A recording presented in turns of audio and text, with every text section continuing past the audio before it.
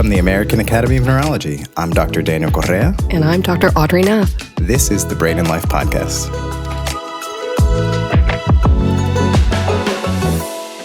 Welcome back. Hi, Daniel. So this week, I spoke with an absolutely fascinating family of Cameron Boyce. So Cameron Boyce was a Disney star and absolutely talented dancer who also had a bunch of other acting roles on HBO shows and General Hospital. So you might have seen him on various places in film and TV. I got to chat with his family about his incredible career, as well as SUDEP. Daniel, you're also an epileptologist, and this is just something so tragic that we see with our patients and families, sudden unexpected death in epilepsy. So we have a whole discussion about his epilepsy and how he didn't have that many seizures in his life and still died as a result of a grand mal seizure. Such a tragedy every time that it occurs. Thankfully, it's rare, but just brings up the importance of controlling seizures and epilepsy and working towards a future where we'll have more information about SUDEP. I'm happy that his parents and his family have continued efforts to advocate for SUDEP while also celebrating Cameron's career and the impact and stories that he brought to people. Absolutely. They talk about how they didn't know what SUDEP was. They didn't even realize it was on the table, that it was even a thing. And so part of what they're doing is getting the word out so everybody is aware of how dangerous epilepsy can be and how important it is to control seizures. With 1 in 26 people in our society being diagnosed with epilepsy during some point in their lifetime, it's important for everyone to learn more and understand about SUDEP and epilepsy. In the coming weeks, join me for an episode where I interview Michelle Boyaner. She is a documentarian and talks with caregivers from around the country, helping support individuals and family members living with different types of dementia. Fantastic. Shout out caregivers all over the place. And on February 23rd, we will be doing another brain health episode. I'm so excited about this. It's about nutrition with Dr. Rita Achari.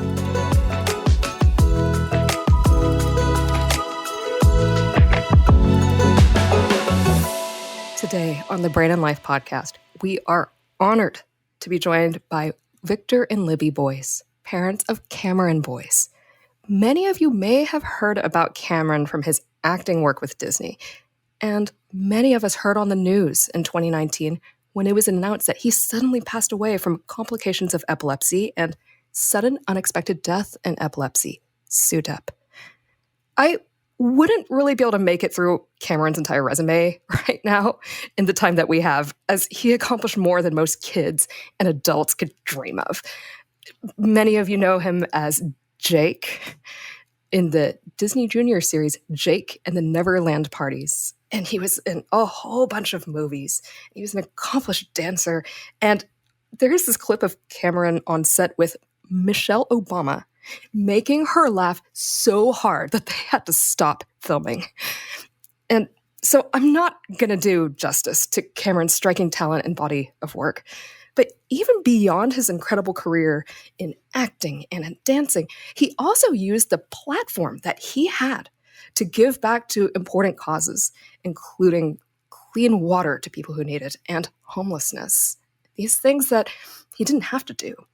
So today, of course, we are going to be talking about the neurological condition that Cameron lived with, epilepsy, and sudden unexplained death in epilepsy, or SUDEP. But in addition to that, we will also be celebrating his incredible life.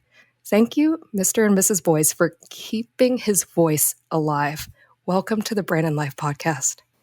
Thank you, Dr. Nath, for having us. We really appreciate it, and we're happy to be here to join you and share our story. I'd like to start from the beginning. For anyone who doesn't remember Cameron from TV and movies, give me a sense. What was he like as a kid, and how did this whole entertainment industry come into your lives? Cameron was very, very musical, very, very rhythmic from day one. His dad used to actually, in order to keep him from crying as a newborn, music was the thing that he just immediately his eyes would get big. He would stop crying. And he had colic, so he was crying and crying, and he couldn't figure it out, couldn't figure it out. And then his dad one day put on like hardcore rap, literally. Just like, okay, I don't know what to do. And he's rocking him and his front, pack that they have for the kids. And then he just noticed, like in the mirror, that the kid was like, that was it. And from that day forward, we didn't really realize he's honestly a dance prodigy. And in preschool, they had a dance teacher that would come in once a week. We had no idea that even happened.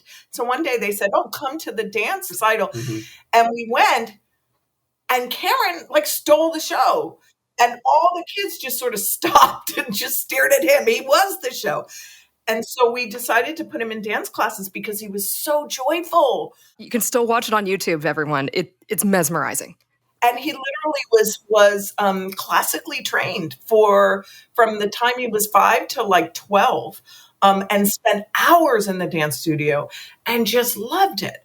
And so a lot of the kids there were doing commercials and so it sort of fell in our lap. It wasn't something we pursued. And that's how it sort of all started. And we went ahead and he quickly got an agent and quickly started booking in terms of, that world.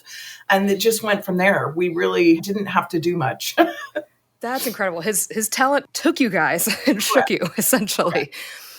So he was living a very, very active life. I mean, just even watching little clips about what he was doing in terms of dancing and acting, and I'm sure he was traveling a lot and working with a lot of people in this very possibly hectic life that he had. How did epilepsy start? How did you find out? He had his first seizure when he was 16. And supposedly you don't get diagnosed with epilepsy until you have your second. So his first one was when he was 16, and it was New Year's Day. And it was very, very early morning, about 6 a.m., that his best friend who had slept over, two of his best friends had slept over on the floor in his room, came running in and saying, something's wrong with Cameron. He's like bleeding out of his mouth. We ran in, and I remember his dad sort of gave him some water, and he just sort of poured it all over himself. He didn't know who he was. He didn't know what year it was because he was in that refractory like 5-10 minutes after a seizure. Yes. I just remember his dad picking him up, bringing him into the kitchen, putting him up on the counter. We called 911. They came. Vic got in the ambulance with him. They went to the hospital, and they were there for a while. And of course, I was freaking out at home. And then they told us he had a seizure, and that everybody has one free seizure in their lifetime. And then just like if he has another one, bring him back. And he did have another one when he was 17. And that's how it all started. I'm wondering, when this was first happening, what did you even think was happening? No idea. Let me tell you what his friend said. He said he ran into my room, he busted in the door, and he said, Vic, Cameron is spitting up blood. So I thought he was having some kind of like gastrointestinal problem or something. I could see that. But what had happened was he bit his tongue during the seizure. And then when they told us he had a seizure, I'm like, what do you mean he had a seizure? Like what? Why did he have a seizure? Like, because I thought, you needed something to happen to you, like strobe lights. I wasn't even thinking about epilepsy. I of course, I knew what a seizure was, but I didn't know anybody that ever had a seizure. I've never had a seizure. She's never had a seizure. I was like, what do you mean he had a seizure? Like, I wasn't even accepting that. Like, that's not right. He didn't have a seizure. So that was my reaction because we were completely blindsided by it. The drama started after the second seizure. What do you mean by that? Well, it means that now he's really considered epileptic. Now we have a problem. We thought we didn't have a problem because, first of all, he had that one seizure. It was at night in his sleep. Nothing happened. He didn't get hurt. It was weird. I'm glad his friends were over because we might not have known that even happened. Yeah. He might have just, shook it off and not even told us. Well, his mouth would have been mangled. And that happens sometimes. It's like, oh, wow, what happened last night? That happens all the time. I've bitten my tongue, just chewing stuff. But because his friend came and told us, then we knew right away, and we got to see like how out of it he was and his disorientation and everything. So, it was serious. But when all that time went by and nothing else happened, we thought we were in the clear because of what that first doctor told us about the free seizure. So it definitely should be said that there is a chance that there will be another one, and the epilepsy diagnosis will be made. And, I think it can be that it's just easier. And I say this kind of out of, I don't know, guilt, out of feeling this sometimes when I've been in a rush myself, seeing patients, but it can be a lot easier to not go into depth about like what could this mean if and possibly when he has a second one of these, you know, in that moment, even though you really could have used that information.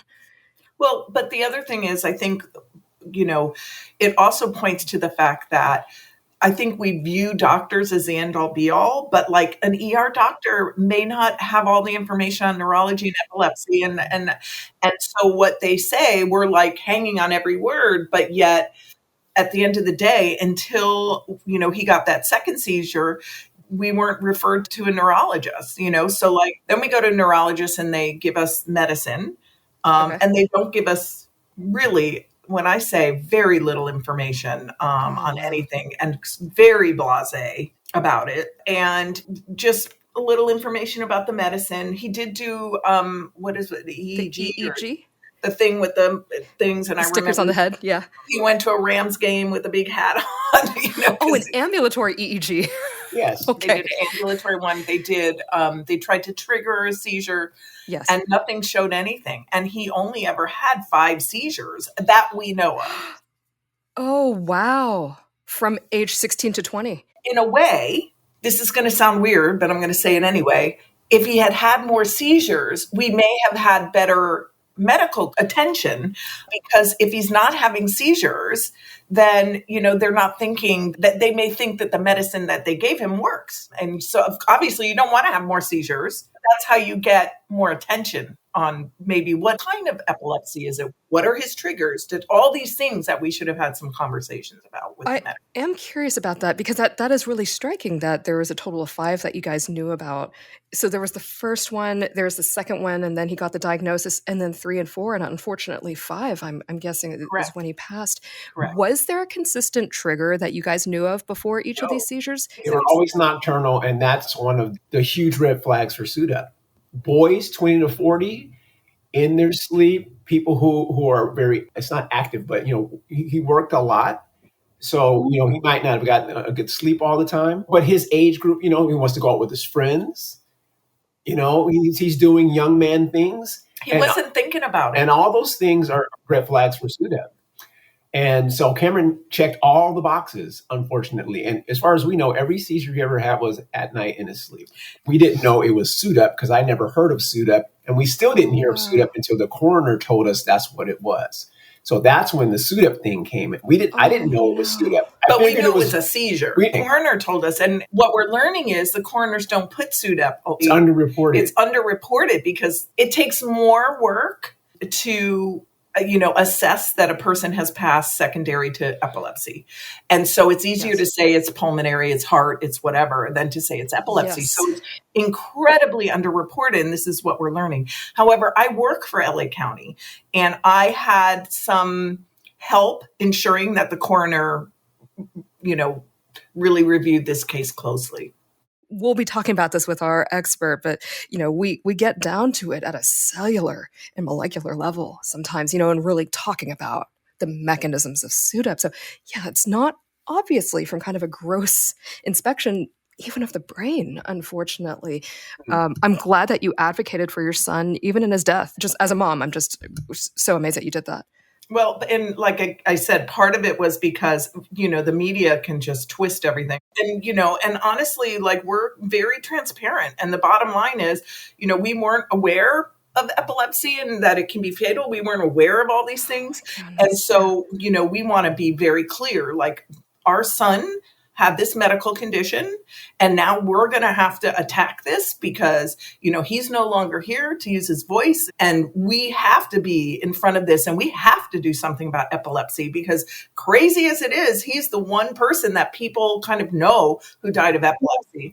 And so we have this platform now that we have to, you know, he would want us. That's one thing. He cared about others more than himself in so many ways, which is like hard to say because it was hard to watch because he cared so much about others. You know, he would compromise so many things. But for us, it's our mission to do something. In the days prior to his passing, was there anything out of the ordinary at all? Nope. No, there wasn't. Nope. Nothing. It was an ordinary. I mean, it's always extraordinary with Cameron, but there was nothing unusual, nothing out of the ordinary. No at fever, all. nothing He wasn't sick, nothing like that.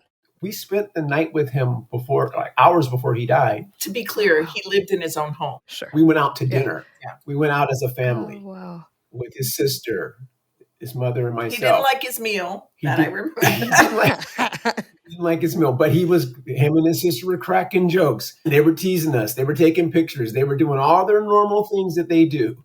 And when we dropped him off at his house, he had just bought a house. We said, "We love you." He walked in the door. He has 2 roommates. He walked in the door. He said, "Daddy's home," because that's how he clowns his friends. And that was it. That was the last thing I heard him say. Well, wait. We did text at about 12 Oh, minutes. no, I was texting him all night about the Lakers. We were texting back and forth after that. And then finally, the text stopped because it was like 2 in the morning or something. Too late for him to be up, obviously. Yeah. Sure. Like many 20-year-olds do. Yeah. But he was upset because the Lakers didn't draft somebody or something, and he sent us like a sad face on text, and that was it. Yep. He was all about the Lakers, so it was completely normal. It was nothing weird, nothing out of the ordinary.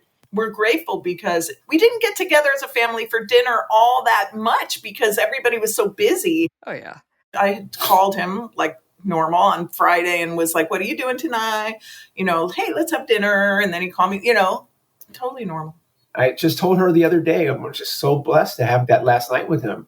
Even more, as excruciating as it's been, at least we had that one last time. You mentioned that he was out with his sister, and they were cracking jokes of all kinds, I can only imagine, including at your expense. I'm wondering, and you don't have to answer this, but because this is something that does come up with our patients and our families, how has your daughter been doing? At first, she was kind of stoic to the point where we're like, "Aren't you sad?" But she's a stoic human. I can tell you it's a handful of times that I've seen her cry. So we worried about her a little bit, but then when she spoke, of course we had a memorial for him. When she spoke at the memorial, oh my God, she was so eloquent and so deep and so everything she said, I'm like, okay, now I understand. Like she really emoted her feelings about her brother and herself, how she was dealing with it. And it was beautiful. And she's blossoming in her own way. She's always kind of lived in his shadow. She has tried really hard to be her own person.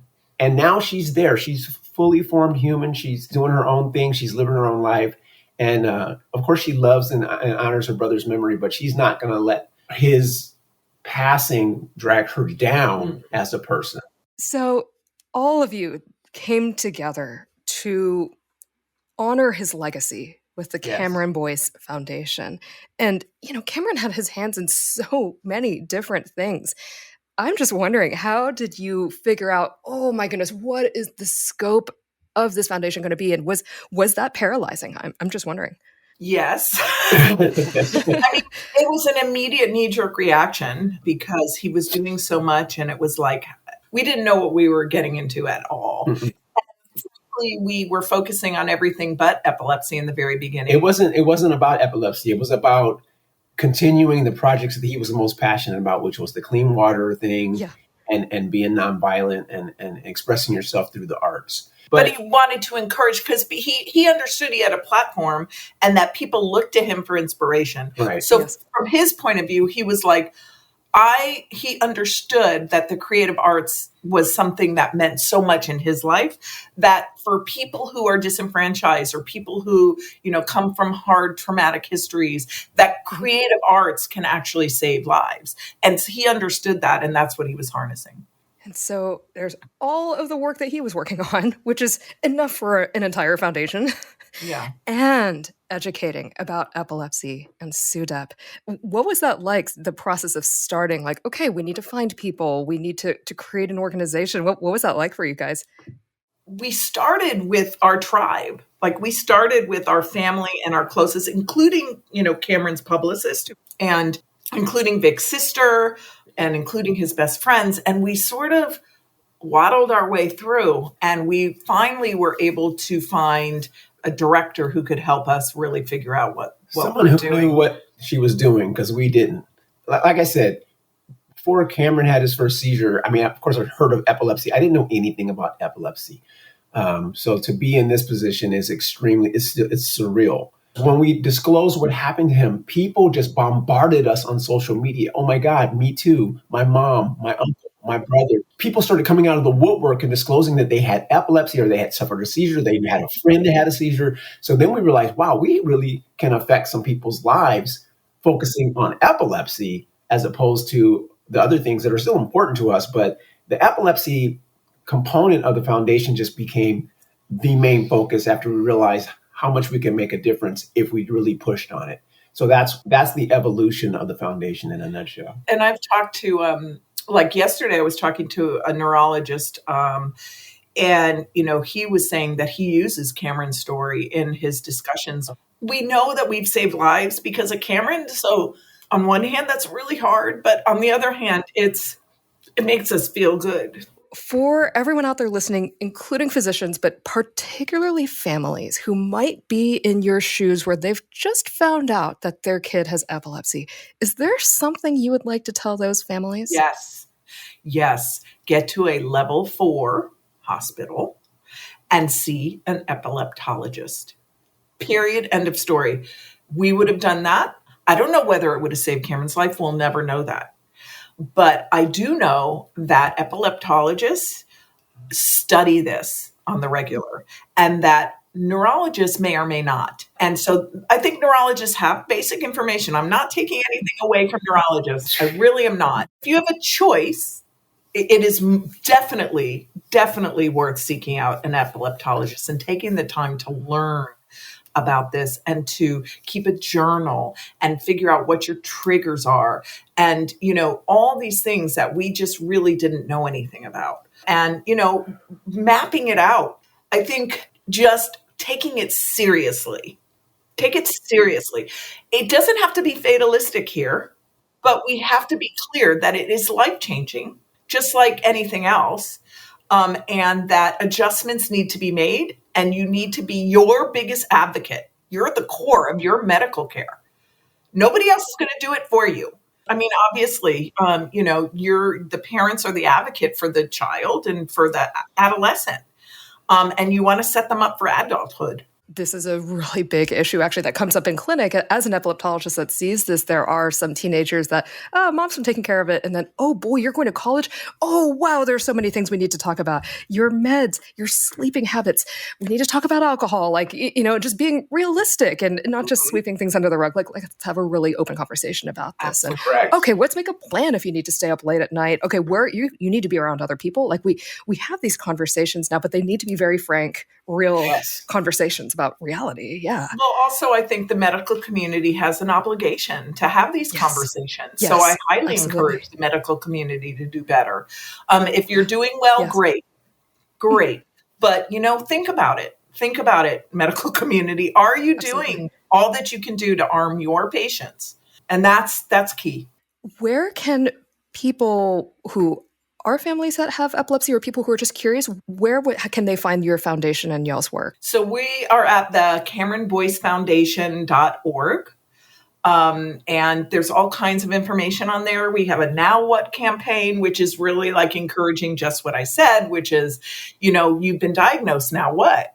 And just making sure that people are armed with as many tools as possible. Our donations go primarily to epilepsy research. That's where we really want to focus our energies. We want to be on top of what new trends there are. There's lots of new monitors and wearables and things that we weren't obviously aware of prior to Cameron passing. And so we're just putting as much information on there as possible. We have a Facebook support group for people who are living with epilepsy or newly diagnosed, where they can talk to others who are experiencing similar situations and have, different guidance and thoughts and so on. Obviously, that's critical. It's really about being your best advocate, and go to the Cameron Boyce Foundation, go to other epilepsy foundations, and just be armed with information. Absolutely. Thank you for doing this. I mean, you have a calling to keep Cameron's voice alive, and I get that because this will save lives. Absolutely. Thank you, Dr. Nath. We really appreciate it. We appreciate you having us today.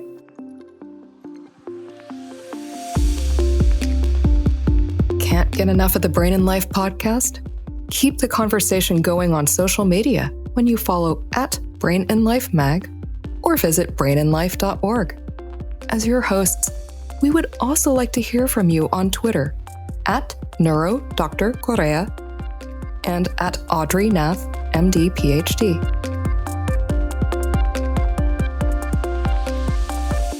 To learn more about sudden unexpected death in epilepsy, or SUDEP, I'm catching up with epileptologist and scientist Alica Goldman, MD, PhD.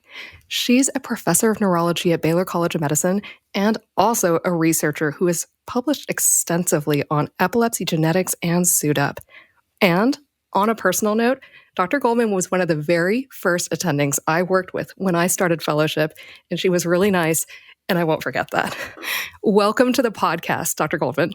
Thank you so much. It has been really kind of you to introduce me and to invite me to this podcast, because I think it's important that we talk about SUDEP, because it's so important that we spread awareness that this condition exists, that it occurs, and that also there are things that we can do so that the patients and families can feel empowered and they feel that there are things they can do to minimize the risk for it.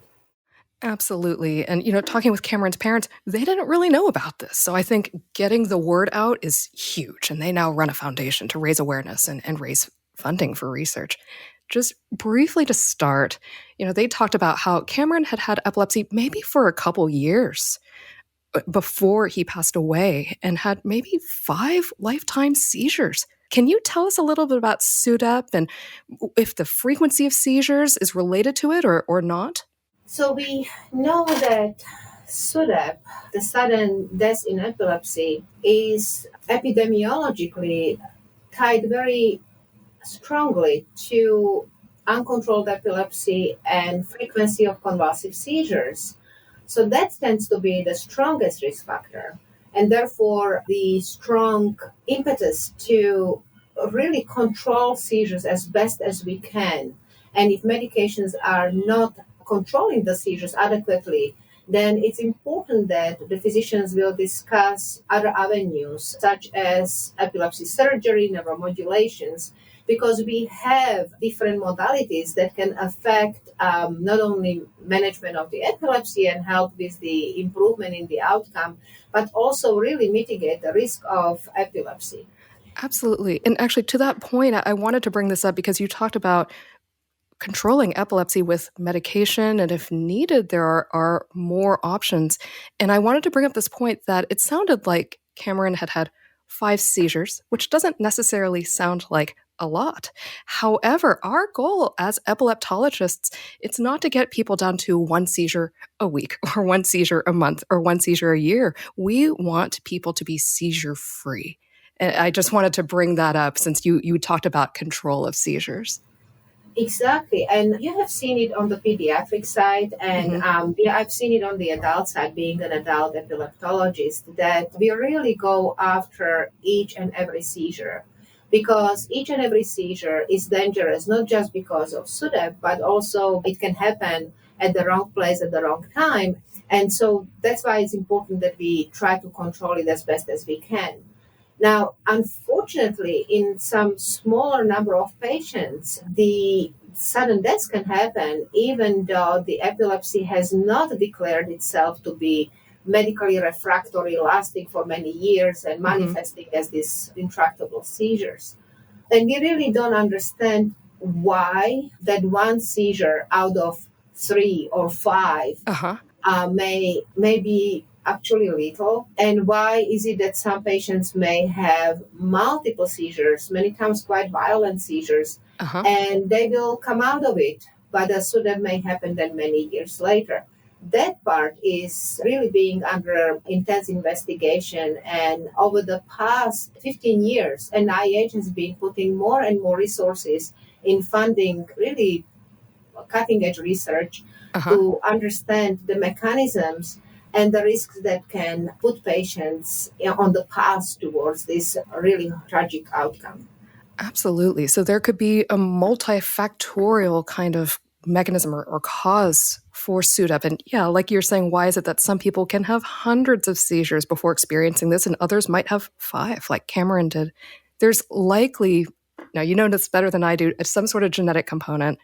And there's other features about the seizures themselves that can predispose someone.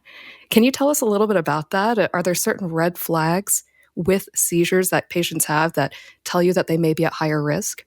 When we take a step back and just look at what we know, what leads to SUDEP immediately, kind of imminently, it typically, from the large Mortimer study, so that was a large multi-center study, where with the senior author being Dr. Philip Rivlin and his colleagues, they looked at patients who died due to SUDEP epilepsy monitoring units, and they saw that patients would typically stop breathing before their heart would stop. So that's people who are in the hospital being monitored for their seizures and passed away during the monitoring. Yes, and that's where we are so vigilant, and that's why many monitoring units abroad do not have the 24-hour monitoring by the staff.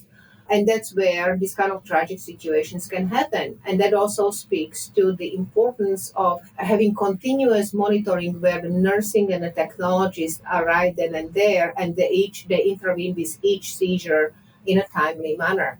Because intervention with seizures is very important in arousing patients, in kind of waking up the brain from the post-seizure coma, to minimize the risk of going down the path where the breathing or heart function would stop. Now, so what we know from the Mortimer study is that the patients would typically stop breathing and then their heart function stopped. Now, as we look back, we know that it is essentially a relatively small fraction of patients that would die, even though we monitor hundreds and hundreds of patients in the monitoring units. Yeah. So there is something about the special vulnerabilities of these patients, why they die during the seizure. And I think a lot of mechanisms that can lead to this is coming out of the animal research, because using animal models has been very, very helpful to understand the sequence of the events and also some of the kind of genetic vulnerabilities that can happen over a period of time, and also some mechanical vulnerabilities. There is research that shows that during the seizure, like convulsive seizure especially, the convulsive seizure when there is this tonic contraction of the diaphragm, there may be acid reflux from the stomach that can actually trigger spasm of our breathing tube called larynx. And that may actually mechanically create kind of a spasm. And because the patient is unaware immediately following the seizure, they are not able to overcome that, and maybe one of the issues that may put the patient at increased risk for dying due to seizure. There are other vulnerabilities that may be more related maybe to genetic makeup, such as when patients carry changes in the genes that may predispose them to irregularities in their heart rhythm. And if the seizure happens and coincides with irregularity with the heart rhythm, then it can be a perfect storm. Another situation is where this mechanism called spreading depolarization, where the seizure shuts down our control centers in the brain that are responsible for breathing and heart function. Therefore, patients go into a deep sleep, like a coma, and because of that, they just never are able to recover, because also their centers that are responsible to jumpstart the breathing and the heart are not waking up. You bring up that there may be patients who have maybe a genetic epilepsy and a genetic condition that affects heart rhythms, since there are channels like sodium channels, calcium channels that are involved both in brain function and in heart function. So that actually kind of makes sense that there could be some people out there that are set up to have both issues that can come together in a really terrible way. You were mentioning earlier that it's really important that we have seizures under control because every seizure presents risks. And you're right about that. It can be something along the lines of if it happens while you're cooking on a stove, and there's many epilepsy patients who have burns. It's a really common cause of burns. And if you're near water and things like that we don't want anyone to drown. So every seizure is really important. Kind of talk us through how we think through treatment. So we start with one medication, and then we have to think about if we're on a good level of that medication or a good dose, and then we could add a second medication. tell us what happens if someone is on 2 seizure medications and still having seizures. Talk us through the thought process after that. In my practice, and I think in what you have done also with when you were treating your patients, I mean, we always look for using the medication that we can really use to the effective dose, which means a dose that we really see an impact on seizures, and there is really minimum or no side effects. Because many times you may have a good medication, but patient does not tolerate it. That is not necessarily a medication failure because it's not effective, but it's just a medication failure because of the side effects. But let's think, as you pointed out, that we use 1 or 2 medications and they were done in proper doses and they are still not working. This is really a time to counsel the patient. If you haven't had done an epilepsy evaluation in the epilepsy monitoring unit for a detailed characterization of your epilepsy and your seizures, this is the time to really do an in-depth evaluation of the epilepsy. And for some people, they may need to go to another city to get an epilepsy monitoring unit or EMU evaluation. That's right. Yeah, that's exactly right. They need to discuss with their physicians, are we treating the right thing? That's right. Is this epilepsy? What kind of seizures are we treating? Are these medications not effective because they are not just the perfect match for my type of seizures? So we really need to then ask, can I get an in-depth evaluation so that we fully understand my epilepsy type? And that way we also understand what are the treatment options. Because as we mentioned earlier, outside of medications, there are then other treatment options. Maybe we won't go into the surgical options right off the bat, but it's important that the patients understand that there are other options for them out there as they go down the medication trials. Even compared to 20 years ago, there's many more options. Well, there's more medications for sure. So we certainly don't want to put someone on a medication that makes them miserable from side effects. And sometimes people are a little shy about talking about that. And like a year or 2 into it, it was like, oh, I've actually been feeling really terrible. So we don't want anyone to go through that. There's many medications. And now, briefly, there are surgical options if someone is what we call medically refractory or continuing to have seizures while on good doses of 2 medicines, that there are surgical options, including devices that can be implanted. And some people out there may be candidates for a resection where part of the brain is removed. Not everyone goes through that, but these are all things that we evaluate for our patients. So I'm really glad you bring that up. There's hope for many people. I think it's important to note also that many times, people may not be ready to consider resective surgery, but we have other options such as minimally invasive neuromodulation, like vagus nerve stimulation. And even that, even though it's not a great therapy for epilepsy, it is more considered a helper to your anti-seizure medication therapy. There is some evidence that it may be reducing risk of SUDEP. So it is important that patients are advocating for proper diagnosis and then also exploring the treatment options. So it is kind of an ongoing dialogue until they come to a good place where the seizures are controlled and the risk for adverse outcomes is also reduced or eliminated. It is an ongoing process and it should not stop just because the seizures are not controlled today, because the new developments in drugs and devices is going forward. So this is something that needs to be revisited, even if there was nothing to be done 2, 3, 5 years ago. That's true. Today it's a different situation.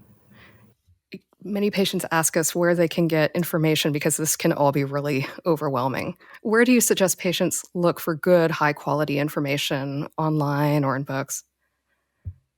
So I usually refer patients to Epilepsy Foundation as a patient-friendly advocacy platform. I also refer them to American Academy of Neurology and to American Epilepsy Society as platforms that actually are doing very nice work in making accessible the medical advancement to the patients. I see.